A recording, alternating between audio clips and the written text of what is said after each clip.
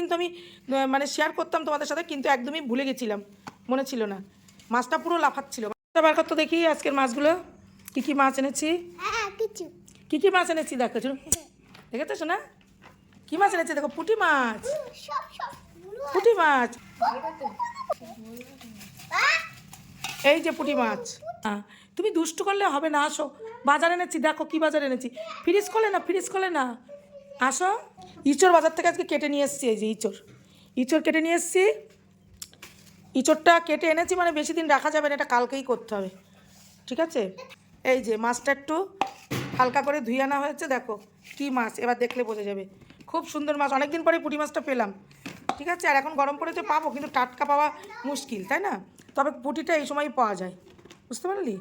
আর এখানে এনেছি দেখো এই যে সিলভার কাপ। এই যে এটা আমরা কিন্তু মানে কি বলবো, মানে বছর বছর আগে খেয়েছি, মানে খাই, এই মাছটা খাই কিন্তু কম। তবে এটা অনেক বড় মাছ পেলাম, 2 কিলো, কি বলবো কতটা হচ্ছে, 2 কিলো 350 মাছ, ঠিক আছে। এই মাছটা মানে পুরো 500 হয়নি, 2 কিলো 350 মাছটা। এই মাছটা অনেকটাই বড় আর একদম মানে তাজা মাছ। এই মাছটা কিন্তু আমি মানে শেয়ার করতাম তোমাদের সাথে, কিন্তু একদমই ভুলে গেছিলাম, মনে ছিল না।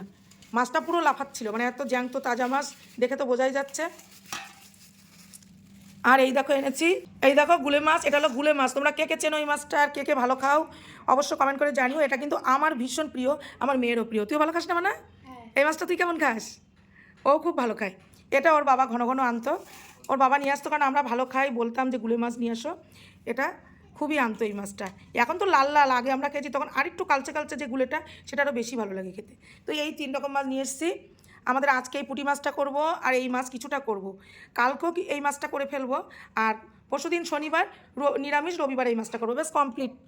আজকে বৃহস্পতি, শুক্র, শনি, রবি, শনিবারে তার মধ্যে নিরামিষ ইঁচড় খেতে হবে।